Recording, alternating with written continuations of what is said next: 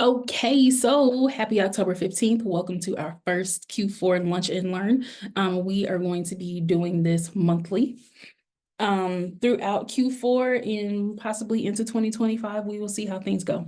But one of the things that I wanted to offer were opportunities for people to be able to engage with business coaching that isn't just business coaching that actually applies to your entire life, because that is my philosophy as a coach, is that I focus on entrepreneurial wellness.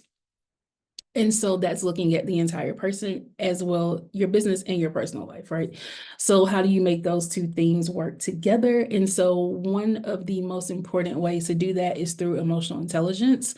The last two podcast episodes, last week's episode and the one that releases tomorrow, are both on core values as entrepreneurs and how it works in your life to benefit you in your life and in your business. So make sure you listen to those on the Positive Voice podcast. There's also a worksheet that goes along with it to help you kind of identify what your core values are, as well as a full blog post. So lots of resources are listed there. So the point of today's meeting is to really describe the intersection between emotional intelligence and your core values and how you use this as an entrepreneur and why it matters. I think that's more important, is that you understand why it matters. And so that's the whole point of this. So I've got 3 points. I promise not to hold you. This is not going to be long-winded. We're not going to be here all day, but I do want you to get these 3 things. So the first one is why you need to understand how your core values impact your business. So I worked retail for 14 years. Okay. Um, nowhere in that experience did anyone ever teach me about emotional intelligence. So if you ever been into like a retail store or a restaurant and like no one greets you when you walk in and you're like, that's odd. Or you're walking through the store and no one offers assistance. You can't find somebody on the floor. Or they're too close, right? Like they can't read the room, that like, just let me browse type of thing. While we refer to that as customer service, it's actually showing you what the core values of the company are, or what the core values of the company is. So when I worked at Victoria's Secret, we had a certain amount of time to be able to approach the people as they walk in the door. It was set up as such that as soon as you walked in, there was somebody within 5 feet of the front of the store at all times. Because one of the core values of Victoria's Secret was people first.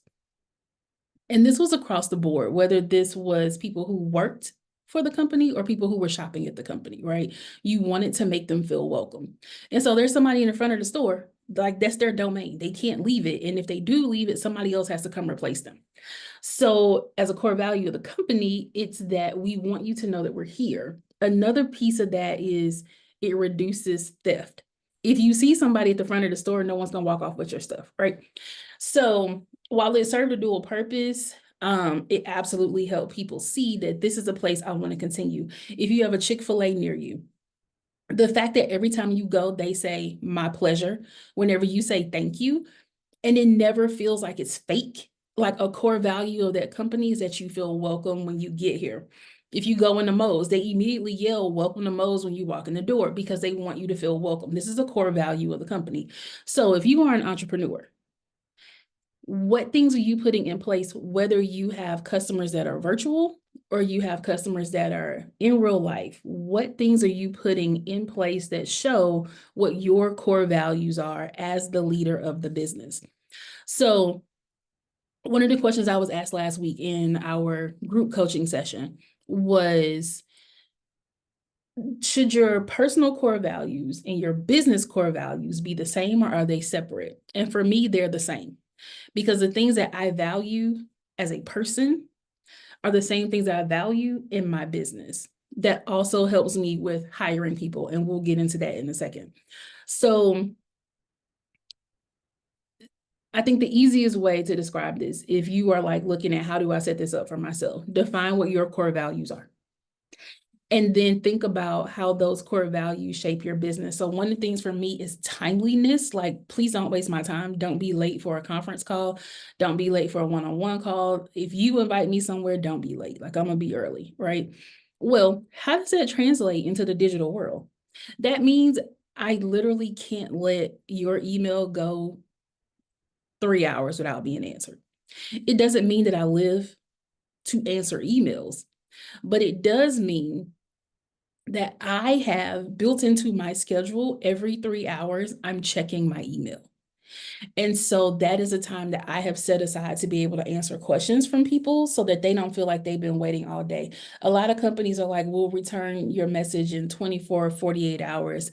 I even had one where I needed something fixed and they were like, we're only available Monday through Friday from like 8 to 4, and we will answer this when we're back in the office. It was Friday at 5 o'clock. That means 3 days were going to go by before somebody in that office even knew I contacted the company. I went to their competitor. So when you think about the balance between your core values, what things you want to offer your customers, that means we need to put some checks and balances in place. So what that could look like is, if this is an emergency, and it is, one of these things, like, you can give them an FAQ. What things do people ask you the most? Here's your FAQ section. That's an automatic email that goes back to you, right? The same way now, a lot of the platforms allow you to have like this AI question and answer, where you type in whatever your situation is, and unless they absolutely need to go get a customer service agent, they're not. That is a core value of timeliness. So think about how you want that to show up in your business, right? So that's the first one, is define your core values and how is this going to shape your business decisions. Number two, discuss the importance of aligning your core values with your business practices. So I have business meetings with myself frequently. I also have them with my team, but I have them with myself. And the reason for that is nobody else knows what's in my brain fully other than me. And so when I am thinking about how do I show up as my best self, this is a question I'm asking myself frequently, and it has to align with my core values. So, like, I knew that today I was going to be doing this, but I also know that I have several other things happening today. And so that meant I needed to intentionally set time to eat breakfast before I started my day. I needed to intentionally set time to make sure I had water at my desk before we got on this, because once we're done, I have another meeting and multiple things to do.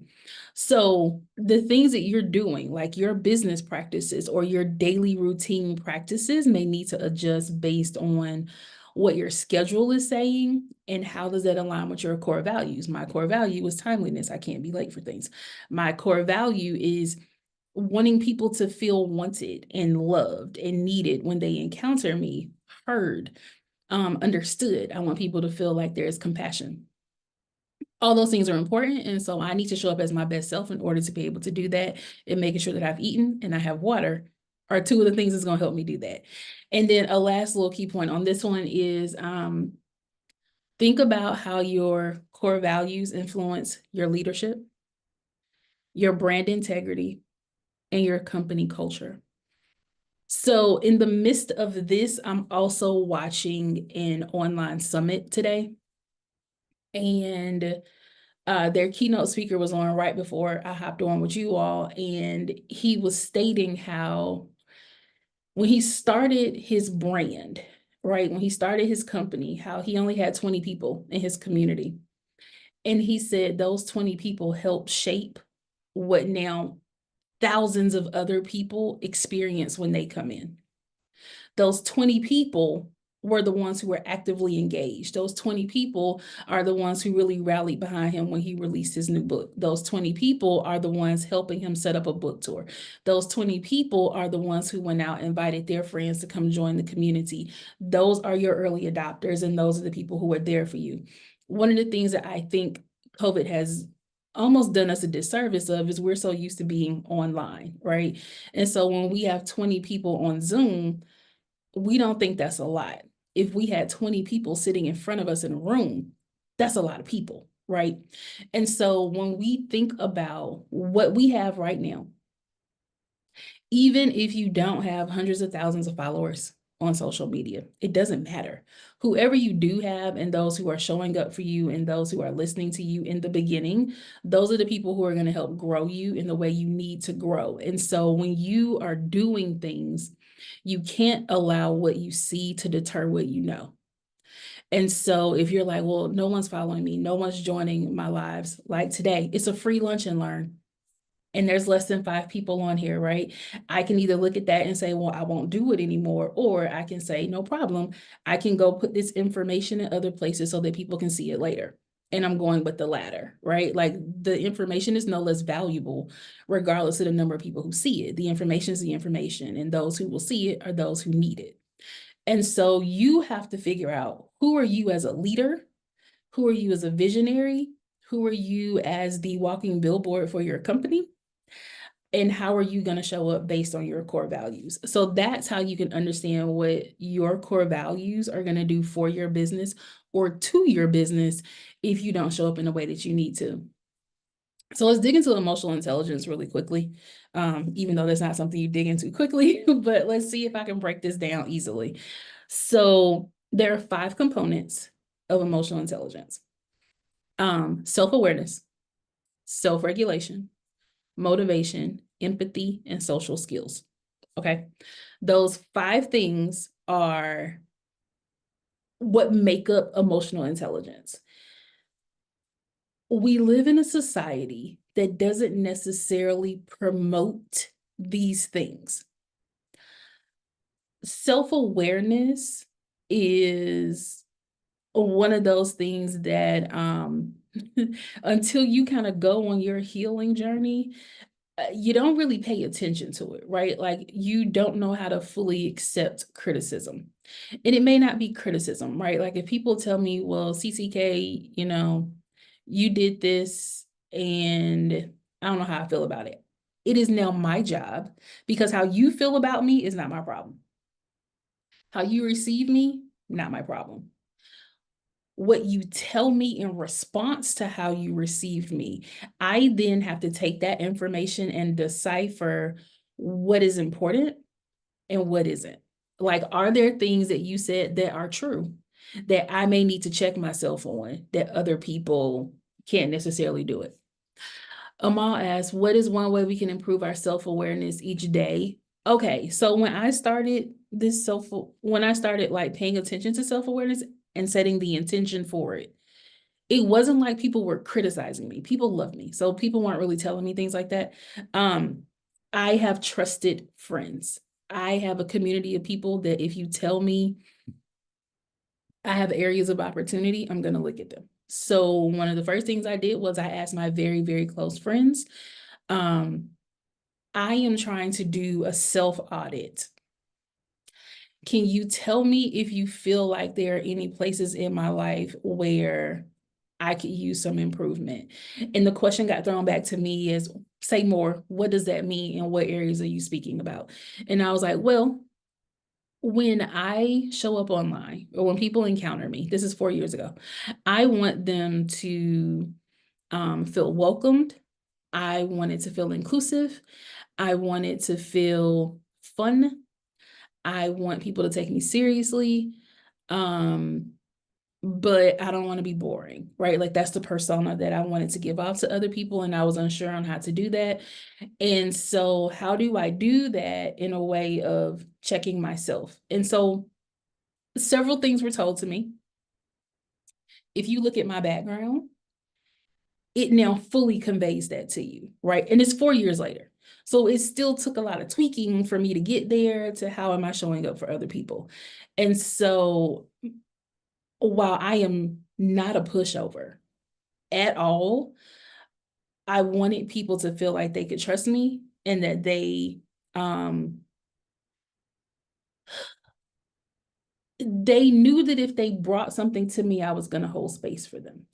And so that meant I needed to go on a journey where I knew how to hold space for Kimberly in order to do that. And so there are all these little things that I had to do along the way. Number one, when you realize that there are ways you want to show up in the world, think about what triggers you. If it's people who trigger you, if there are situations that trigger you, think about all the things. And so for me, I don't have it near me. I had a notepad next to the bed. I think this is the most tangible way to make this make sense. I had a notepad next to the bed, and every evening before I went to bed, I would write down 5 things that were wonderful that happened that day. I had to go find it. Like I had to go figure it out.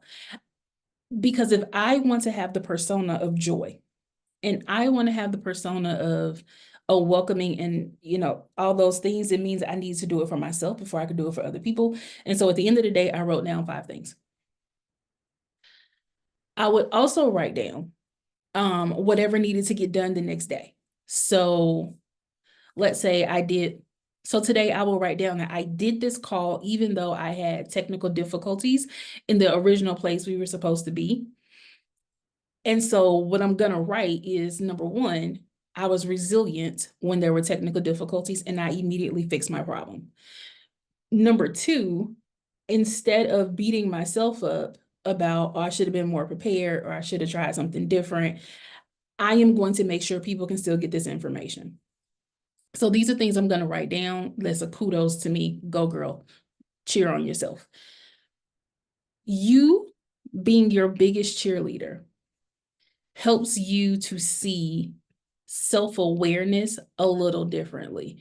Because one of the problems is that our self-awareness at times is negative. You must be aware when your limiting beliefs are what you're basing your self-awareness on.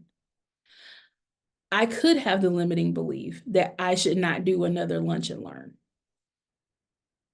4 years ago, Kimberly would have been like, it all went to hell. This is clearly the universe telling me not to do this. But me and who I am now, I'm like, no, girl, that just means you came up with another way to do it and you'll still disseminate the information in the way you hadn't planned on. And it's fine, right? Like, I can't control technology.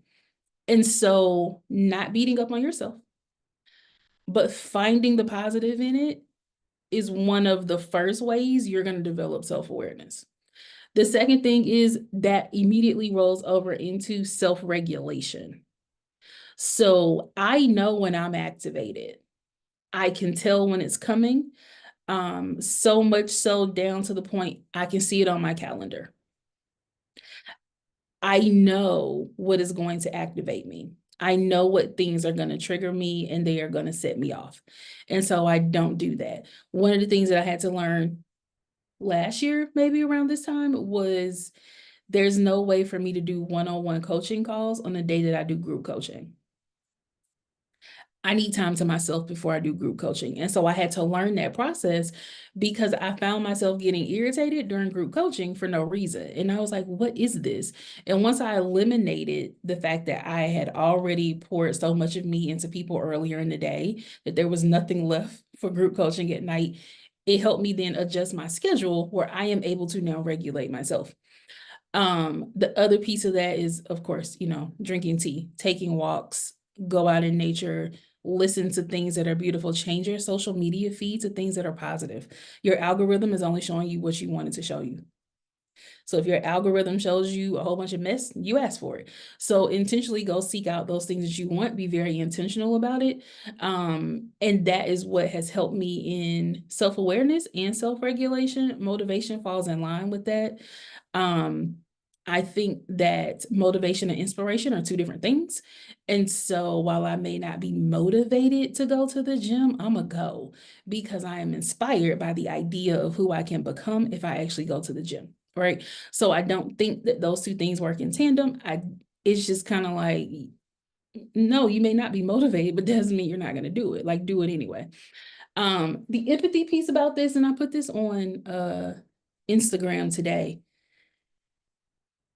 When you are looking at empathy and compassion, and like understanding the value of empathy versus sympathy, right? Like if you are sympathetic for a person, you feel a certain type of way. If you are empathetic for a person, you can hold space for them. And so as you learn how to hold space for yourself, you also learn how to hold space for other people, which helps you in your own self-awareness. And then that last piece is social skills. So once you can do the other 4 things, you can get the social skills that's going to come into You don't have to respond every single time somebody says something. It's not important, right? Sometimes we just need you to hold space. Sometimes the person just needs to say something. An easy way, if you struggle with social skills, and this is 100%, if you're neurodivergent, this may be an issue. I have a kid with autism. This is an issue. She don't care about your feelings, right? The thing that I had to start with my children is whenever they start ranting to me or start having a conversation that I don't know where it's going to go, I ask them, do you want me to fix it? Or do you want me to listen? What do you need from me in this moment? Because I can do either. I can either sit here and just listen to you, or are you looking for me to give you advice? Because a lot of times people aren't. They just want to run their mouth, right? And so asking that question forces people to think about what they actually want from you, which helps you realize whatever is happening is not about you, self-regulation. And that when you think about your self-awareness, I now need to focus on whatever you're talking about. So if they tell me, I just need you to listen, then they have my undivided attention. I'm putting my phone down. I'm putting things away. I am making sure that I am available to listen to them in a way I want somebody to listen to me. And if I realize that like somebody is talking to me, but like maybe I'm looking at my phone, because that is another thing. I know if I'm talking to my kids, they never put their phones away, but they can't hear me if they aren't doing something else with their hands because of ADHD.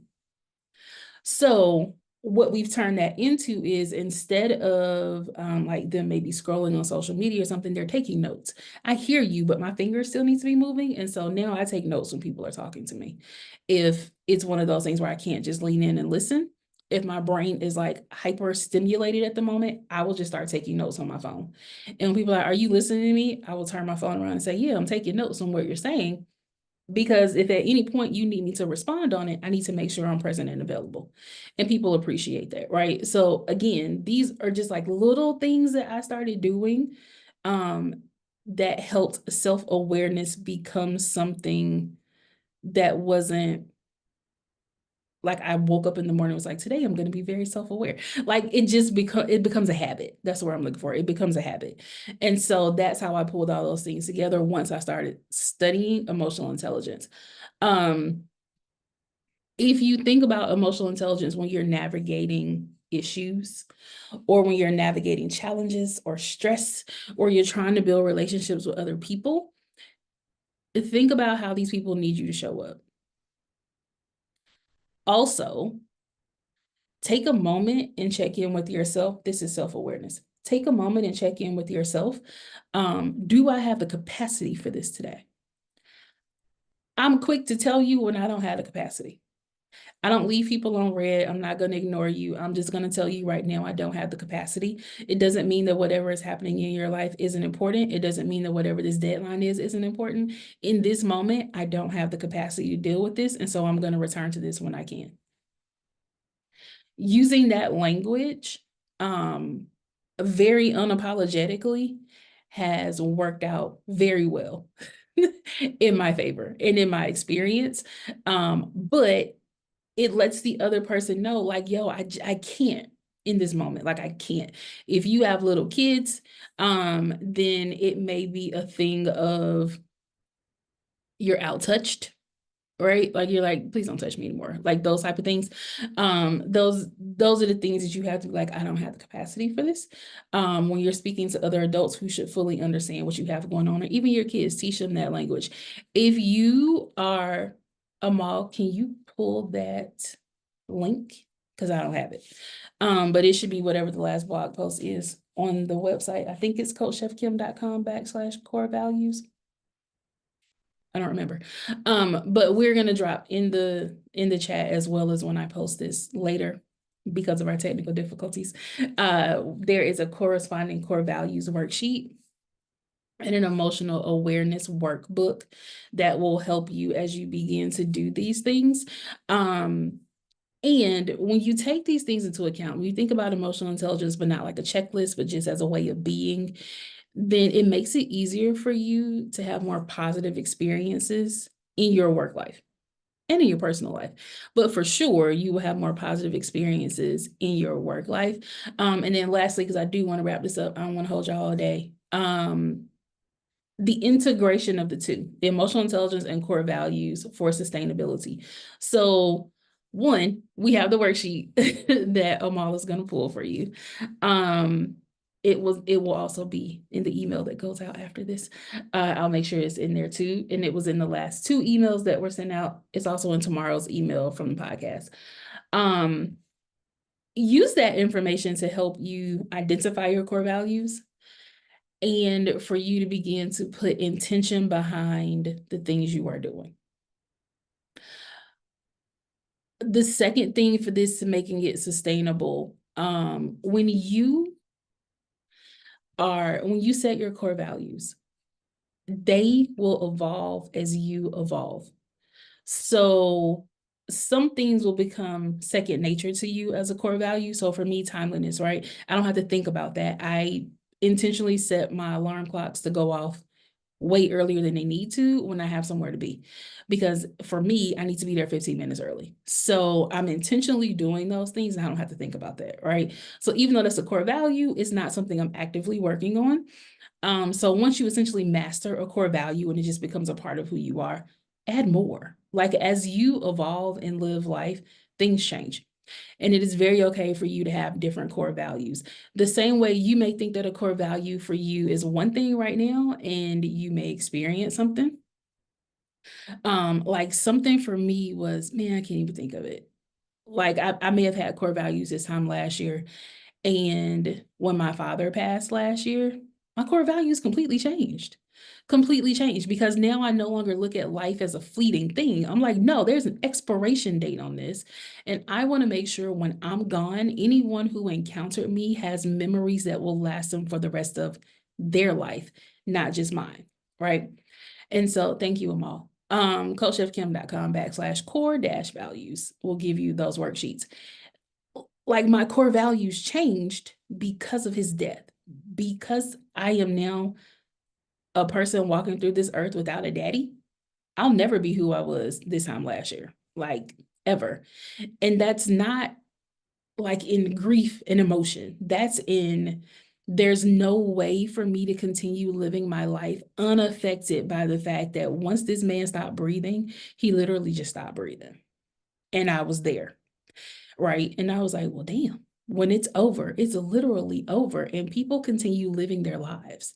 And the only thing that is left of you are going to be the memories that people have.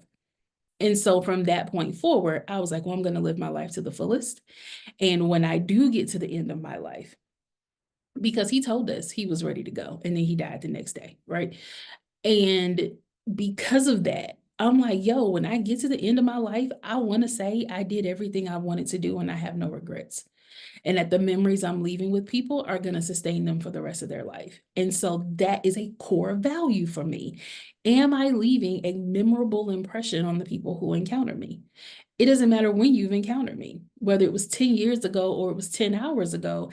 Did I leave an impression on you that helped you out in your life? That is now my intention.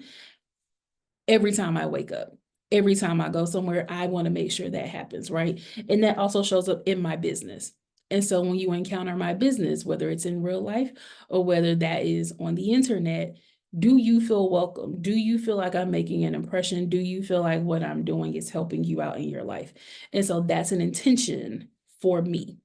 So as you're thinking about your core values and how is this sustainable, none of this is a gimmick. All of this is going to grow you and empower you to show up as the leader that you should be as an entrepreneur. And then lastly, before we bounce up out of here, thank you, Amal, is whatever the core values are that you set for yourself, as you think about your business and you think about the growth of your business, that's not a linear thing, right? And it's not singular. The only way you're going to grow your business is if you have help. And so if there are other people coming into your business and they are helping you, one of the things I really, really, really wish I would have known when I was hiring people was emotional intelligence. I didn't know. And core values. That didn't come up as an interview question. It was, what can you do for the company? Why do you want this job? What happened at your last jobs? But none of them were, what are your core values? What things do you believe in? What hills are you going to die on? What things are non-negotiable for you in your life? Right? Like there are core values that people have, and you need to know because you'll be able to tell immediately if someone is aligned with your business and with your core values based on what you're asking them about their own core values. And the reason you're going to do it that way is then this isn't I'm trying to catch you up. I'm not. If you tell me that your core values are having fun, living a full life, um, chasing exciting things, um, traveling the world, um, like all these things, that sounds wonderful. It sounds great, right? But what did I hear in that? You're a flight risk. You are more into enjoyable experiences than you are maybe in hard work, because nothing in what you just told me says that you want to do research and development, that you want to better yourself, that you want to make sure that whatever company that you are working for, you are committed to them. You didn't even tell me anything about your personal life in that, right? Other than the fact that you like to just pop off and go plane to plane. I think that's wonderful. I think that's lovely. However, if that's all you can think about in an interview versus I want to make sure I leave every room that I enter brighter. I want to make sure that every day I've given my best. I want to make sure that my body feels aligned with the amount of rest that I'm receiving. I want to make sure that, one of my core values is making sure that my health is wonderful and I'm working out, that I'm drinking my water, that I have work-life balance, that I am able to show up at work and do the things I want to do at work. And then when I'm not at work, no one's bothering me. I would much rather hire that person than hire the person who wants to live this big glamorous life, and that's why they're getting the job. I want you to have the big glamorous life. But I also want to make sure that you are someone who is going to understand that the mission and the vision of my company is mine. And the people who work here must align with that. Your resume doesn't tell me your core values, but a conversation does.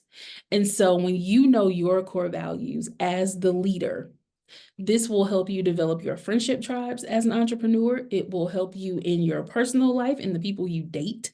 It will help you realize the type of children you are raising. If you instill your core values into them and have those conversations with them about what's important to them and allow them the space to be able to tell you. And then also, as you are growing your team, if you base your hiring practices off of the core values of the company, the core values of the leadership. If everybody in the company has the same core values, you're not going to have high turnover and you're not going to have a whole lot of issues. So those are things I want you to think about.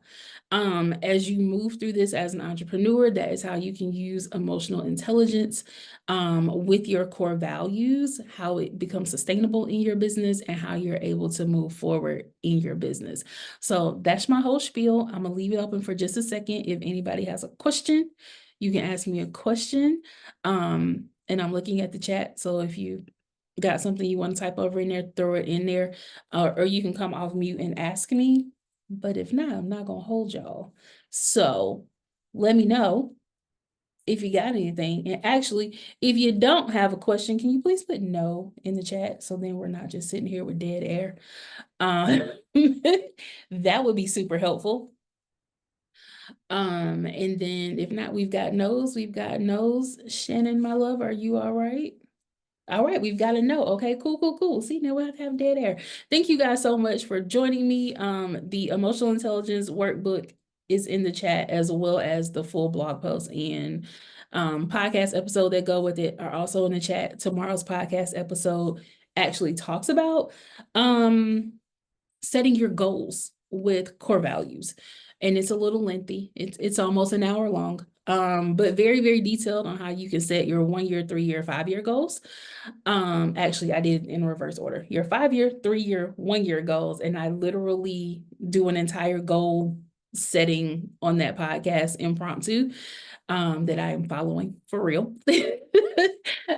So make sure you give that a listen on tomorrow. And if not, I will see you guys next month. We will definitely post it in the shift as well as via email when our next lunch and learn is going to be. If you have something you want to know about specifically, please feel free to email me and I will turn that into a lunch and learn. Other than that, thank you guys so much for coming, and I'll talk to y'all soon.